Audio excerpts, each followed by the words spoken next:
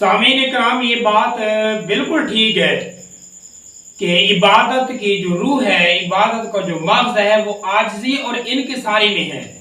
इसी वजह से उलमा फरमाते हैं कि वो सजदा, वो नमाज जो ज़मीन के ऊपर यानी फर्श के ऊपर किया जाए, बगैर कपड़े के, बगैर मुसल्ला के, वो ज़्यादा बेहतर होता है उस नमाज से जो सफ़ के ऊपर या कलीनों के ऊपर पढ़ी जाए।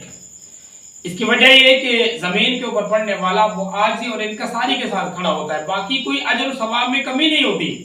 सब पे खड़ा होने वाले को अजर कम मिले और ज़मीन पर खड़े होने वाले को अजर ज़्यादा मिले, ऐसी कोई बात नहीं है।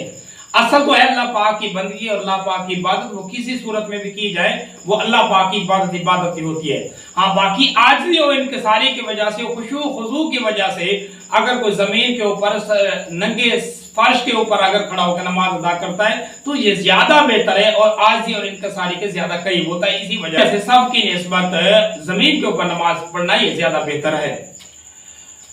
और इसका मुकाबिल जो हमारे अहले तशरीफ भाइयों ने लिया है वो ये कि उन्होंने इसका एक और सूरत खुद साख्त है कि बिदअत बना ली उन्होंने कि जमीन के ऊपर चूंकि नमाज पढ़ना ये ज्यादा बेहतर है। अब चूंकि कलीनें आ गई हैं तो या क्या करें, एक टिक्की उन्होंने बना ली वो करबला की मिट्टी की। फिर ये भी आता है कि करबला की जमीन की जो टिक्की बनाते हैं, क्योंकि करबला की जमीन है ये ज्यादा फजीलत वाली है, जिसमें हजरत इमाम हुसैन की शहादत हुई है। करबला से पहले मुतलकन खाक पर सजदा होता है, लेकिन क्योंकि वताबतुल अर्ज़ुल लती फ़ीहा दुफ़िनतुम, मासूम फरमा रहे हैं कि वो खाक जिसमें आप हुसैन दफन हो गए, ए असहाब पैगम्बर जिस खाक में आप दफन हो गए, वो खाक तय्यब व ताहिर है। लिहाजा जब खाक पर सजदा करना ही है तो फिर वो खाक जो तय्यब व ताहिर ज़्यादा फजीलत रखने वाली है, उसे अगर सजदा का करार दे दिया जाए तो बिल्कुल ठीक है। बाकी जमीनें तो इतनी फजीलत नहीं रखती, ये चीज है कि मक्का मदीना को भी इतनी फजीलत नहीं देते जितनी करबला की जमीन को फजीलत देते हैं। इस वजह से वो खास तौर पर उस जमीन की टिक्की बनाई जाती है, फिर उसी के ऊपर सजदा किया जाता है। अब ये भी एक खुद साख्ता बनाया हुआ अमल है। हाँ, अगर कोई बंदा आज ही करना चाहता है तो जमीन के ऊपर ही खड़ा होकर नमाज अदा करे, ये बाकी सारा अब कलीन के ऊपर खड़ा है, एक बिछानी वाली जगह पर टिक्की रख के, एक जमीन टिकड़ी रख के, और वो भी बड़ी खूबसूरत बनाई हुई और पकाई हुई जिसका निशान बिछाने के ऊपर ना लगे, ये रख कर फिर उसी के ऊपर सजदा किया जाए, खुद साख्ता एक बनाया हुआ अमल है। और अहले तशरीह में तो ये नजरिया भी पाया जाता है कि हुजूर सल्लल्लाहु अलैहि वसल्लम ने तो कभी भी नमाज मुसल्ले के ऊपर पढ़ी नहीं। नकल किया, पैगंबर जब सजदा किया करते थे तो आप कालीन पर सजदा नहीं करते थे, पैगंबर अकरम कपड़े पे सजदा नहीं करते थे। हालांकि अगर अहादीस का मुताला करें तो ये बात वाज़ेह को मिलेगी। खुद नबी सल्लल्लाहु अलैहि वसल्लम ने मुसल्ले के ऊपर नमाज पढ़ी भी है, ये आप सल्लल्लाहु अलैहि वसल्लम का अमल साबित है। जामे तिरमिज़ी में देखें, हालांकि ये बात भी करते रहते हैं कि सलात अलल खुमरा अहले सुन्नत की किताब में मौजूद, अस्सुजूद अलल खुमरा, ये कुतुब अहले सुन्नत के अंदर पूरा बाब है खुमरा। तो इनसे पूछे कि खुमरा है क्या? ये जो सलात अलल खुमरा का तज़किरा हुआ है, ये खुमरा है क्या? छोटा एक मुसल्ला था जो नबी सल्लल्लाहु अलैहि वसल्लम के लिए बनाया गया। आप सल्लल्लाहु अलैहि वसल्लम के तकरीबन अज़वाज मुतारात इस रिवायत को रिवायत करती हैं। हजरत मैमूना, हजरत उम्मे सलमा, हजरत आयशा, हजरत उम्मे हबीबा, ये सारी अज़वाज मुतारात रिवायत करती हैं कि जब हुजूर सल्लल्लाहु अलैहि वसल्लम घर में नमाज पढ़ते थे तो आप सल्लल्लाहु अलैहि वसल्लम के लिए वो छोटा मुसल्ला होता था, आप उसी के ऊपर नमाज पढ़ते थे। मस्जिद में तो और सिस्टम था, ये घर में ये बात होती थी। इसी तरीके से जामे तिरमिज़ी में हजरत इब्न अब्बास रज़ी अल्लाह तआला अन्हु से रिवायत है, वो फरमाते हैं कि नबी सल्लल्लाहु अलैहि वसल्लम नमाज जो है ये खुमरा पर यानी छोटे मुसल्ले के ऊपर नमाज पढ़ते थे।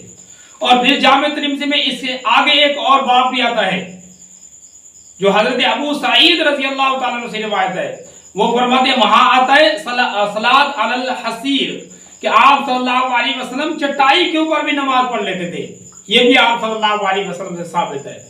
और इसी तरीके से इससे आगे एक और बाब भी बांधा हुआ है, सलात अलल बुस्त, कि हुजूर सल्लल्लाहु अलैहि वसल्लम एक बिछौने के ऊपर भी नमाज पढ़ते थे। हजरत अनस बिन मालिक रज़ी अल्लाह तआला रिवायत है, वो फरमाते हैं कि मेरा एक छोटा भाई था जिसका नाम अबू उमैर था, उससे हुजूर सल्लल्लाहु अलैहि वसल्लम बार बार आप खुशतबी करते थे। आप फरमाते थे कि ये जो बिछौना है इसका क्या किया है?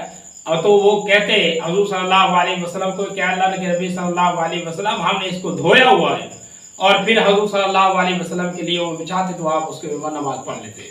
تو اس طرح کی جو روایتیں حضور صلی اللہ علیہ وسلم سے ملتی ہیں وہ ملتی ہیں کہ آپ صلی اللہ علیہ وسلم نے تعلیم بھی دی ہے، اور اس طرح آپ صلی اللہ علیہ وسلم مصلی کے اوپر نماز بھی پڑھتے ہیں، اس میں کوئی حرج نہیں ہے۔ بلکہ آپ نے اپنے ایک صحابی کو دیکھا کہ جو نماز پڑھ رہے تھے اور ان کا امامہ زمین کے اور ان کے درمیان حائل تھا، ان کے ماتھے میں ان کی پیشانی اور زمین کے درمیان حائل تھا۔ آپ نے اتنا انتظار نہیں فرمایا کہ آپ اسے نماز ختم کرنے دیتے، بلکہ آپ آگے بڑھے اس کی اہمیت کے پیش نظر، اور آپ نے اس کا امامہ اپنے ہاتھ سے اس کے سر کی جانب پیچھے ہٹا دیا تاکہ پیشانی اور زمین میں کپڑا حائل نہ ہو۔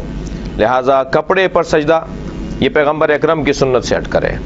تو میرے بھائی یہ جو بات کی دی ہے آپ نے، یہ بات اس وقت ہے جب کسی بندے کے پیشانی کے اوپر کپڑا آیا ہو۔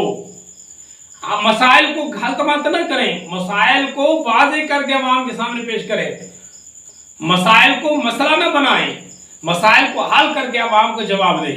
اب یہ بات تو واضح ہے کہ ایک بندہ جب پگڑی پہن کے کھڑا ہے، اس کی پیشانی کے اوپر اگر کپڑا آ گیا تو اس طرح سجدہ کرے گا تو اس کا سجدہ نہیں ہوگا۔ تو حضور صلی اللہ علیہ وسلم کے سامنے اس طرح کوئی عمل کیا گیا، آپ صلی اللہ علیہ وسلم نے روک دیا اور آپ نے پیشانی سے کپڑا ہٹایا، تو پیشانی سے کپڑا ہٹا کر نماز پڑھی جائے گی۔ یہ اہل سنت میں بھی مسئلہ ہے، اہل تشیع میں بھی مسئلہ ہے۔ باقی یہ ہر کسی کا اپنا عمل، ہم کسی کو غلط نہیں کہتے، ہر کسی کا نظریہ اپنا، ہر کسی کی عبادت اپنی، عبادت قبول اللہ پاک نے کرنی ہے۔ باقی یہ ہے طریقہ کار بدعتی، اللہ حضور صلی اللہ علیہ وسلم کے طریقے کے مطابق یہ بات